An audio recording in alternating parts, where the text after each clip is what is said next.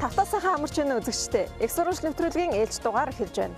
Бид ардчилсан нийгмийн тогтолцоонд шилжээд 20 жилийг ардаа орхисон байна. Энэ хугацаанд улс их оронд маань олон сайхан зүйл хөгжиж бий болсоор байна. Цаашдаж улам хөгжиж дэвжих болно. Гэхдээ улс их орны хөгжлийн гол тулгуур, суурь, үндэс баялаг болсон хувь хүн иргэдийн маань хөгжил юугаар хэмжигдэж байна вэ? Сар бүр олгодог халамжин дээрүү эсвэл олон талын мэддэг чадвартай авьяас бэлэгтэй хувь хүн болгон төлөвшүүлэх хүний хөгжлийн бодлого дээр тогтож байна уу? Их сурвалж нэвтрүүлэг энэ сэдвийг хөндөж байна. Хөгжил гэдэг чинь хүнээсээ л эхлэн шүү дээ. Хүнээ хөгжүүлж чадахгүй нэрдээс хүнээ хөгжүүлэх бодлого явагдахгүй байна. 20,000 төгрөгөөр хөгжин чиж байх зүгээр. Хүний хөгжил ихэр шиг том юм байна шүү дээ. Өдөр тутмын амьдралд мөнгө дутагдсан үед хүний хөгжлийн мөнгө аваад хэрэглэхэд бол хэрэгтэй л байна л да. Гэтэ яг цаагаараа бодоод үзэхээр тийм ботой хөгжилд бол энэ нэг тустай зүйл гэж бодохгүй л байна шүү дээ. Ер нь зарим хүмүүс энэс болоод ажил хийхгүй байгаа юм шүү. Зүгээр нэг хүндээ мөнгө өгөхдөө гол нь шаамл да хүний хөгжлийн сан гэдэг. Тэгэхээр тэр мөнгө нь яг хүндээ өөрөө нөө чадвар болж гэнэ үү те, амьдрах чадварыг өгж гэнэ үгүй юу те. Зүгээр эсвэл өнөө маргаашийнхаа хоолыг аваад ч юм уу те, өнөө маргаашийнхаа архи таарсанд ингээд зориулж гэнэ үү те. Тэгэхээр бодлогоо одоо хөөрчлөх тал руугаа л ер нь хандсан зүйл зүгээр юм болов. Бүх хүн одоо энэ зөв, энэ буруу гэдэг нэгэн дугаар хэлээд байхад яг эсэргээр энэ ажлууд хийгдээд байгаа байхгүй. Ер нь бол энэ мөнгө тараах асуудал бол өөрөө зөвхөн бүр зөв буруу гэж ярих шиг энэ бол өөрөө бүр гэмт хэрэг. Энэ бол ерөөсөө хүнийг хөгжүүлэхгүй байх, тэ аль болохоор ядуу байлгах, аль болохоор төр зэскээс хамааралтай болгох, бүр оюун санаагаа бүр одоо улам юу гэдгийг хөгжүүлэхгүй байх гэсэн энэ олон зүйлд энэ бол өөрөө маш том саад болдог зүйлтэй. Тийм учраас энийг бол баг зөв буруу юу гэхээсээ илүү энэ бол асар том одоо гэмт хэрэг. Ялангуяа монголчуудын сэтгхүйд бол маш олон 10 жилээр ухралт болж байгаа юм зүйл. Ард түмнийг бэлэнчлэх сэтгэлгээнд хүргэж जैन, нэгдүгээрт тэр хүнийг өөрийгөө дайчлах боломжийг хааж जैन. Маш олон сөрөг юмнууд бол гарч ирж байгаа юм л да. Зүгээр энэ олон тэрбум төгрөгийг ч гэдэг юм уу энэ залуучуудыг бодлогоор бэлтгэх энэ ажилд бол явуулах хэрэгтэй. Манайхан ч одоо юу гэдгийг хүн тараахгүй барилга барья гэдэг байгаа. Зүгээр барилга барихны бас хэр бодиттой юм. Тэр залуучуудын толгой дотор олон өндөр барилгуудыг барих хэрэгтэй л гэж би нэгдүгээрт хойдоо бол боддог.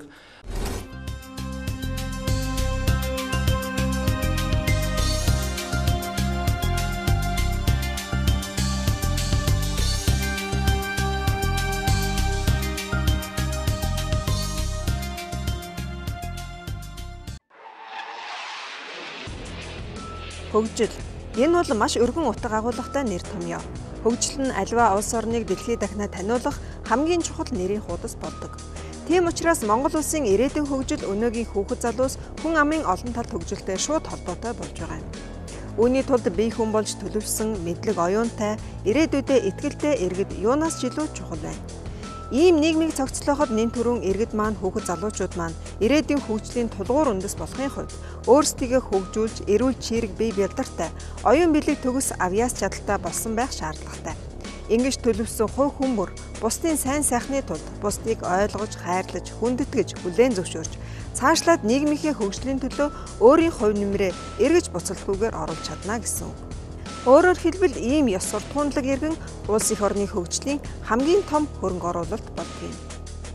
Ингээл оюутнууд ингээл гараал одоо хөгжилт одоо өөр байдлаар өөрийгөө хөгжүүлэе гэсэн ч ерөөсөө Монгол тийм өөрийгөө хөгжүүлэх газар ерөөсөө байдгүй шүү дээ. Тэгэхээр л нөгөө нэг оюутнууд маань нөгөө нэг баар цэнгэний газар ингээд хэсээд идэх нүнээс л болоод байгаа. Гараад өөрсдөө ингээд жаахан оюутнууд ч арай жаахан оюутнуудтай илүү тулгуурласан тиймэрхүү одоо хөгжүүлэх тийм болцоог нь хангасан юм ерөөсөө өнөөдөр Монгол байхгүй байгаа.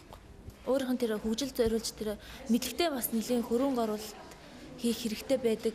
Тэрэнд нь бас тийм боломж болоосаа бас тэр болгон олддгоо. Яг хөгжүүлэхэд хүн л өөрөө хичээх баг.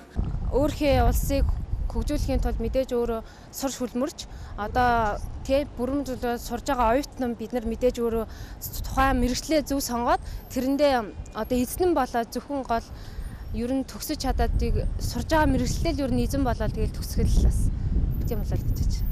Хүн гол нөөрэө сайн хөдөлмөрж өөрийгөө хөгжүүлэх чухал байна. Би өөрөө л маркетингээс ордог байхгүй. Тэгэхээр бас гайгүй байгаа. Гэхдээ бас зарим мэрэгчлийн үед бас одоо бас ажлын байрны хамсалтай бас байгаа шүү дээ. ер нь ажилт төгснөөсөө ажилтгүй хүмүүс төр зөндөөд идэж байгаа. Хуучныгийн үед бол техник мэргэжлийн сургууль гэж нэг сургууль байлаа. Тэргээр бол зохимжооны мэргэжил одоо олгож ирсэн одоо мэргэжлийн эзэмшүүлэхээс гадна боловсрол болгох хэрэгтэй. Тэр одоо хууль зүйн мэдлэг хэрэгтэй байна. Одоо амьдрах ухааны боловсрол хэрэгтэй байна. Наацхан амьдрах ухаан мэдэхгүй шүү дээ ард түмэн. Хүний хөгжүүлж байж улс орон хөгжиж штэ. Нэгдүгээр хүнээ тавьж байж тийм ээ. Хүнгүүгээр болсон хүчингүүгээр ажил хүчингүүгээр улс орон хөгжинэ гэж байхгүй шүү дээ. Хичнээн баялагтай хичнээн юутай байлаа гэхэд. Тийм учраас бол хүний хөгжил бол тэргүүн зэрэг тавигдах хэрэгтэй. Монгол улсын хүний хөгжлийн үзэл баримтлалд Монгол хүн эрүүл сарвал аж төрөх, урт наслах, амар тайван байх, түүх соёлоо хүндлэх, бүтээлчээр ажиллах, байнга суралцах, оюун ухаан авьяас чадвараа нээн хөгжүүлэх, өргөн сонголттой байх, таатай орчныг бүрдүүлэн Монгол хүний амьдралын чанарыг тасралтгүй дээшлүүлж 2015 он гэхэд хүний хөгжлийн индексийг 183% хүргэнэ. Мөн Монгол улсын иргэдийн хөдөлмөр болон аж ахуйн эрхлэлтийг дэмжих, ажлын байрны тоог нэмэгдүүлэх, гэр бүлийг бэхжүүлэх, амжиргаагаа сайжруулах чадамжийг нь дээшлүүлэх, хүн амын нийгмийн хамгаалалт халамжийн тогтолцоог боловсронгүй болгох замаар мянганы хөгжлийн зорилтыг хангах бодлого баримтлана хэмээн хүний хөгжилд нэн чухал хүчин зүйлүүдийг тусгажээ. Харамсалтай нь өнөөдөр энэ бүхэн биелэлээ олоход иргэдийн эдийн засгийн хувьд бие даах мэдлэг чадвар дутмаг. Нийгмийнхээ өмнө, гэр бүлийнхээ өмнө хүлээсэн үүрэг хариуцлага ухамсарлах явдал хангалтгүй байгаатай холбоотой.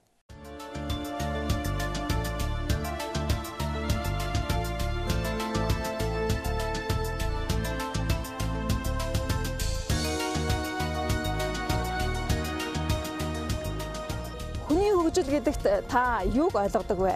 Хөгжсөн хүн гэж хэнийг хэлэх вэ? Энэ талав гой ганган хувцас өмссөн, үнэтэй машин унсан, үнэтэй гар утас барьсан, олон өрөө байр сууцанд амьдардаг, эд баялаг цуглуулсан хүнийг лав хэлэхгүй байх. Энэ асуултын хариултыг хамтдаа олцгоё. Өнөөдөр залуучууд маань бол дипломтой байна, тэ ажилд орох хүсэл сонирхолтой байна. За мэрэгжлийн хувьд бол ер нь Монгол залуучууд альва газар гологдоод байдаг. Хамгийн гол одоо ажлын байранд тэр хүмүүс тэнцэхгүй байгаа шалтгаан шантрамтгай, тэ багаар ажиллах чадваргүй, соёл иргэншлийн одоо юу гэдгийг мэдгэдэггүй ухахдгүй муу. Тийм учраас одоо үг даах чадвар муу, төсвөр хатуужил муу, эрүүл мэндийн хувьд тэнцэхгүй, арх уудаг, хулгай хийдэг ч гэдэг юм. Энэ зүйлүүдээс болоод энэ хүмүүс нөгөө сайхан баялаг бүтээх зам руу орж чадахгүй байгаа. Тийм учраас энэ дээр нь бид нар төр зэсэг анхаараач. Тэгэхээр боловсрал бол өөрөө ерөөсөө хизээч одоо юу гэдэг ашиггүй хөрөнгө оруулалт болдоггүй. Тэр хүнд боловсролт нь одоо юу л өгсөн л бол энэ бол хизээд энэ хүнд одоо талах нь болж өгч идэг. Өнөөдөр төр энэ хүмүүсээ ажлын байраар хангана гэж одоо түмэн зардал гаргахын оронд за энэ хүн чинь ажлын байранд тэнцэх юм уу? Энэ залуу үе тий энэ дээр одоо голж төр зэсэг анхаарах хэрэгтэй. Одоо зүгээр миний анзаарч байгаагаар бол одоо яг Монгол улс тодорхой хэмжээгээр энэ хүний хөгжил рүүгээ анхаарал хандуулах тийм одоо яг цаг үе нь ирж гэнэ гэж ойлгоод байгаа. Тэгээд яаж юм гэхээр одоо эдийн засгийн хувьд ч гэсэн тийм боломж бололцоо бий болж байна те. Компаниуд ч гэсэн тодорхой хэмжээгээр нэг 20 жил бизнес хийгээд тодорхой хэмжээгээр нь хөлдөрөө тогтоод одоо нэг ажилчтай хөгжүүлээ ч юм уу те. Одоо боловсролын систем ч гэсэн өөрөө зүгээр одоо хүнд нөгөө мэдээлэл өгөөд идэг тэр нь чадвар болохгүй байна гэдгийг буцаагаад олж харж байна. Залуучууд маань үнэт зүйл их багтай. Жишээлбэл нэг Солонгос гоё гээл тэнгүү тийшээ хушуурж идэг, тэнд нэг гигантэн байна гэвэл тийшээ хушуурж идэг ч юм уу. Энэ болохоор яг үнэт зүйл тийм нөө харсан, зорсон зүйл нь их төлөвшөөгүй ч юм уу тогтоогүй байгаа нь шинж байгаа юм л да. Тэгэхээр залуучууд маань ч гэсэн ер нь яг энэ өөрсдийн гэсэн тэр яг нэг зорсон, харсан тий нийгэмд яг юу хийвэл би чадхараа нийгэмд юу хэрэгтэй байна уу гэдгийг олж хараад түүнийхээ төлөө одоо тууштай тий. Тэгээд тал бүрээр өөрийгөө ер нь их чадваржуулах шаардлага гарч байгаа. Хувь хүний хөгжил гэдэг ойлголт бол өөрөө утгын үед их олон талаас нь хармаар юм шиг байгаа. За миний хувьд бол хувь хүний хөгжил гэдгийг харахтаа гурван өнцгөөс харах ёстой гэж би боддог. Нэгдүгürt бол угаасаа гурван хүрээнд хөгжих ёстой. Энэ хөгжил нь бол өөрөө нэгдүгürt дотоод оюун билгүй хүмүүжил байх ёстой.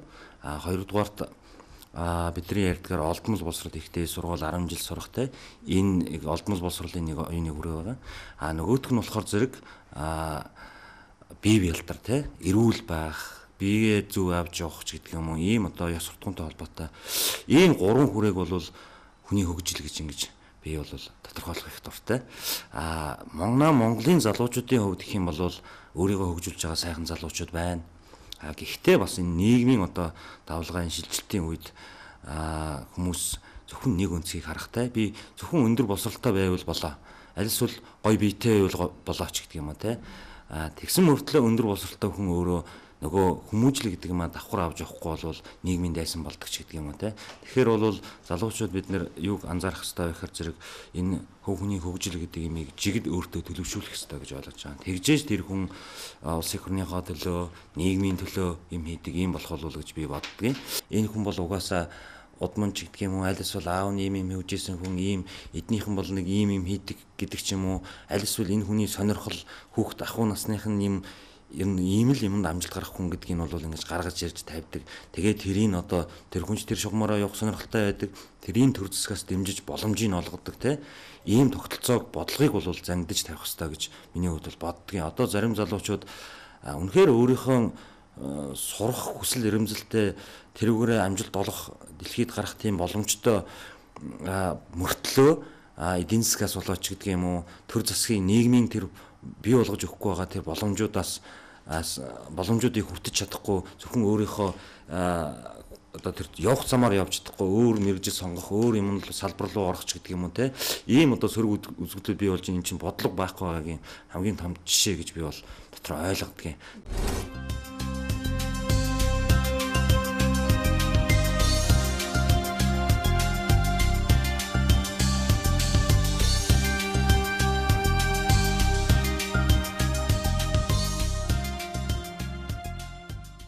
Ихтэй сургууль төгслөө гэдэг хүн одоо боловсралтай болчлаа гэж ойлгож болохгүй. Тэр нь болохоор зөвхөн мэрэгжлийн боловсрал. Тэгээ мэрэгжлийн боловсролын цаана өөрөө амьдрал ахуйт хэрэгтэй одоо гэр бүлийн боловсрал, санхүүгийн боловсрал ч юм уу те. Санхүүгээ зохицуулцдаг, нэг гэр бүлийнхаа хүүхдүүдтэйгээ ч юм айтаа харилцдаг ч юм уу. Ингээд олон хууль эрх зүйн боловсрал гэх мэтлэн цаана олон юм дутуу зүйлүүд байгаа. Тэгээд ер нь бол хөгжингүй орнууд л одоо яг энэ боловсрал руугаа илүү их чиглүүлдэг болсон. Одоо ийм амьдралд нь яг хэрэг болох үстэй. Зүгээр компаниг ингэж хийдэг юм а гэж онол заагаас илүүтэйгээр хүүхдүүдээ одоо та нар компани байгуулад одоо ингэ ажиллаад үзтээ нэг юм борлуулад үзчих юм уу те. Иймэрхүү илүү тийм чадваржуулах гэж байгаа. Энийг болохоор чадваржуулсан тийм сургууль боловсрол руу илүү хандж байгаа л да. Тэгэхээр ер нь яг хуу залуучууд ч гэсэн өөрсдөө тэг чадваржуулах талаас нь их харах, ажиллах, өөрсдөндөө ажиллах те. Яг хуу боловсрол ийм байгаа юм чинь ингээд нөө шалтгаан тоочвол хинж шалтгаан тоочж чадсан шүү дээ. Тэгэхээр зүгээр ийм байгаа ч гэсэн өөрсдөө одоо тодорхой хэмжээний компаниудад одоо ажиллаж үзээд ч юм уу те бизнес эрхэлж үзээд ч юм уу тэгэх юм бол илүү их нуур чадвартай болно. Тэгээд өөрийгөө их сургууль төгснөр өөрийгөө дүндөр боловсралтай болчлоо гэж ойлгож болохгүй. Та зөвхөн мэрэгжлийн боловсрал эзэмсэн. Тэгээд бусад одоо боловсролуудаа их сайжруулах талаас анхаарах хэрэгтэй байна гэж боддیں۔ Ер нь бол дэлхийн хөгжлүүд бол хөрөнгө оруулалт одоо шин техник, технологи, капиталын хоримтлал гэхээс илүү хүний хөгжил, иргэдийн тэр өөрсдийнх нь эдийн засгийг хөгжүүлэх эрмэлзлээс шууд хамааралтай хүний хөгжлийн 100 ирсэн байгаа. Өнөөдөр Хятад улсад бол бас энэ хүмүүсийг эдийн засгаа дэвшлүүлэх сэдлийн маш их бий болгож байна. Өнөөдөр Хятадын хотуудаар ягаал үзэсгэлэнгээр явахад ерөөсө төр засаг нь бодлогоор дэмжээл тэр хүний ард юу ч байхгүй, үйлдвэрч байхгүй, юу ч байхгүй. Гэтэл тэр хүн төрийн бодлогоор их сайхан том компани захирлууд сууж байна. Загвар бараагаа тавьсан байна. Тэр хүн одоо нэг том гэрээ хилцэл хийлээ. Тэрийг нь улс одоо зээл өглөө авлаа нийлүүлээ. Тэр компани шууд одоо хөл дээрээ босч байгаа жишээ. Тэгэхээр бид нар бол энэ нөгөө хөдөлмөр хийдэг баялаг бүтээгчдийг дэмжихгүй тэдний нуруунд дээр их байна л да. Сая нэг жишээ ярихад хүмүүс тэр 25,000 ойлоо авах гээд очрлж байгаад маш том одоо гадаадын компанид арай хийж одоо олсон ажиллаасаа хөөгдсөн гэж нэг залуу ярьж байгаа. Тэр бол өөрөө үнэхээр яг Монголын бүхний л дүр зураг л та. Энэ бол өнөөдөр хүмүүс яаж тийм ээ би энэ гурал будааг өөрөө авч чадах чадвартай болох уу гэхээс илүү энэ хороон даргад яаж одоо хайтал засчээж энэ халамжийн гурал будаа энэс ах уу гэдэг дээр өнөөдөр толгойг нь ажиллуулад байна. Монгол улсын хөгжил хүн амын амжиргааны төвшин магадгүй хэдхэн жилийн дотор Япон, Солонгос, Тайван, Швейцар, Израиль шиг болох бололцоо бий гэдэгт та итгэх үү? Мөн мөрөөдвөө гэж хэлэх хүн олон байх л да. Гэхдээ мөрөөдөл байхад хизээ нэгэн цагт биелдэг юм. Гагцхүү сэтгээд хөдөлмөрлөөд